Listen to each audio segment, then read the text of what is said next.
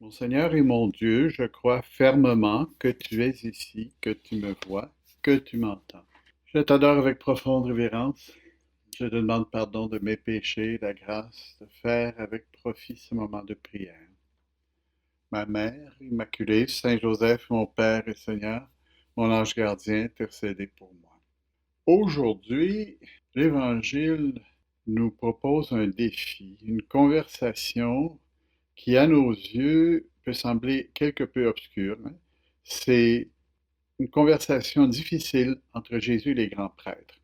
Contexte, le pardon de la femme pécheresse, cette femme prise en flagrant délit d'adultère. Il y avait là des prêtres de la loi, il y avait là des Juifs qui assistaient, et Jésus qui venait de remettre le péché de cette femme. Et là, nous avons ici le dilemme des Juifs de l'époque de Jésus, ceux qui ont cru et ceux qui n'ont pas cru en Jésus-Christ comme Messie. C'est intéressant, on le voit tout de suite. Et ils se demandent pourquoi Jésus n'a pas écouté ce que la loi recommande, c'est-à-dire de lapider la femme selon la loi de Moïse. Et ils ont raison d'une certaine façon parce que c'est la loi de Moïse. Mais ils ont suffisamment de preuves que Jésus est plus que simplement un homme qui fait des miracles, puisque les signes qu'il fait, il les fait en demandant la foi. Les signes, les paroles qu'il professe sont des paroles de vie qui valent certainement autant, sinon plus, que ce que Moïse lui-même a enseigné. De plus, sa vie est une vie exemplaire à tout point de vue. Ils devraient, ces prêtres, euh, se poser la question, qui est-il? Or, ils refusent de croire en Jésus-Christ parce qu'il a, semble-t-il, désobéi à la loi de Moïse. On peut comprendre, dans notre mentalité légalistique, on peut comprendre aussi qu'ils avaient certaines raisons de se demander qui était Jésus, mais Jésus ne leur dit pas que c'est facile de comprendre, mais par contre, il les reprend. Parce que euh, vous me cherchez, dit-il, mais vous mourrez dans votre péché. C'est-à-dire que vous me chercherez, moi le Messie, après ma mort, hein, vous me chercherez et vous aurez vu tout ce qu'il fallait pour croire, et puisque vous avez rejeté cela, vous mourrez dans votre infidélité à Dieu. Intéressant. Évidemment, pour nous, à nos yeux, ça semble euh, très direct, très fort. Et la pensée de Saint Jean ici, de nous rappeler l'essence de ce que le Seigneur enseignait aux prêtres pour essayer de les faire sortir de de cette rigidité avec laquelle ils traitaient tout le monde sans se l'imposer à eux-mêmes. Alors, ils passent outre ce que Moïse recommande parce que Jésus est conscient que Dieu est un Père de miséricorde, hein.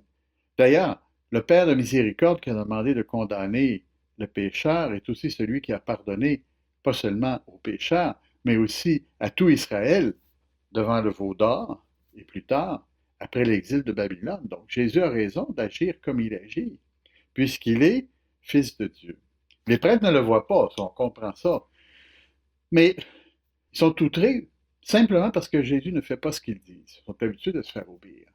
Mais pourquoi Jésus obéirais-tu, toi, à des hommes qui se cachent en arrière des vestiges de la loi de Moïse et n'acceptent pas la grandeur de la loi nouvelle que tu annonces? Ils prennent ça d'une façon personnelle. Si ça vient de Jésus, ce n'est pas vrai. Et ils ne se posent même pas la question. Alors c'est pour ça que quand arrive le moment fatidique, ils lui disent à Jésus, toi qui es-tu, Seigneur, qui es-tu? C'est une attitude qu'on a dans ce siècle aussi. Qui es-tu? On a tendance à imaginer que Jésus est comme ci ou comme ça, mais qui es-tu, Seigneur, réellement? Et si à ce moment-là, les prêtres avaient accepté la réponse de Jésus, l'histoire aurait changé. Ce ne seraient pas les prêtres qui l'auraient mis sur la croix, peut-être quelqu'un d'autre.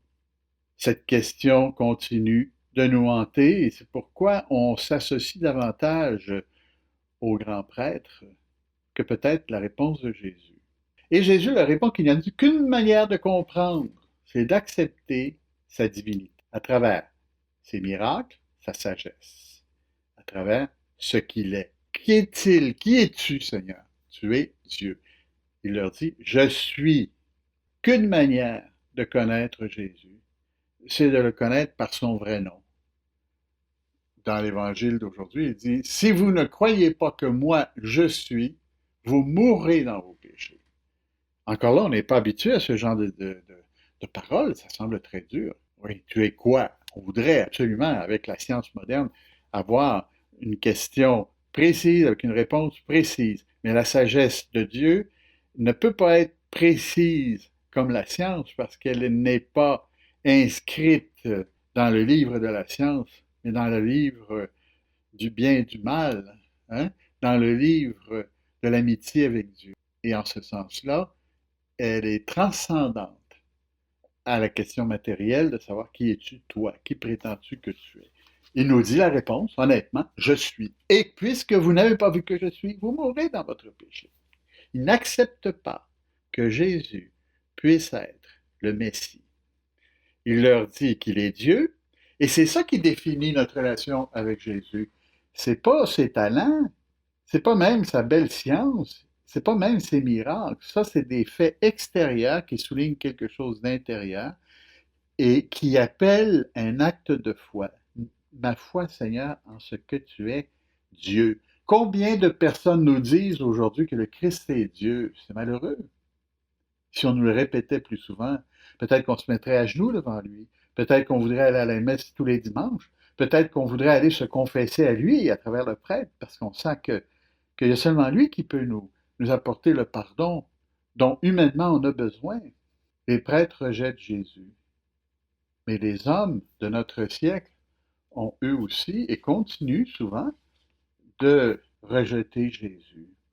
On a tout ce qu'il nous faut pour croire en Jésus. Lisez l'Évangile. Hein?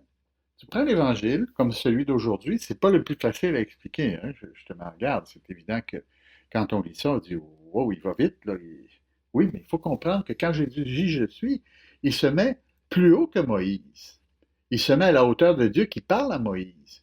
Il est en train de leur dire je suis le Dieu de Moïse, que vous prétendez servir pour mutiler ou pour lapider cette pauvre femme. Devant cela, il devrait s'émouvoir. Et au contraire, il dit, ça se peut pas, c'est un menteur. Ils ont tout vu, mais ils n'ont pas cru, parce qu'ils ont résisté à la foi. Et aujourd'hui, mon frère, ma sœur, j'aimerais peut-être te solliciter un moment, ensemble avec toi, de faire un acte de foi. Je crois en toi, mon Dieu.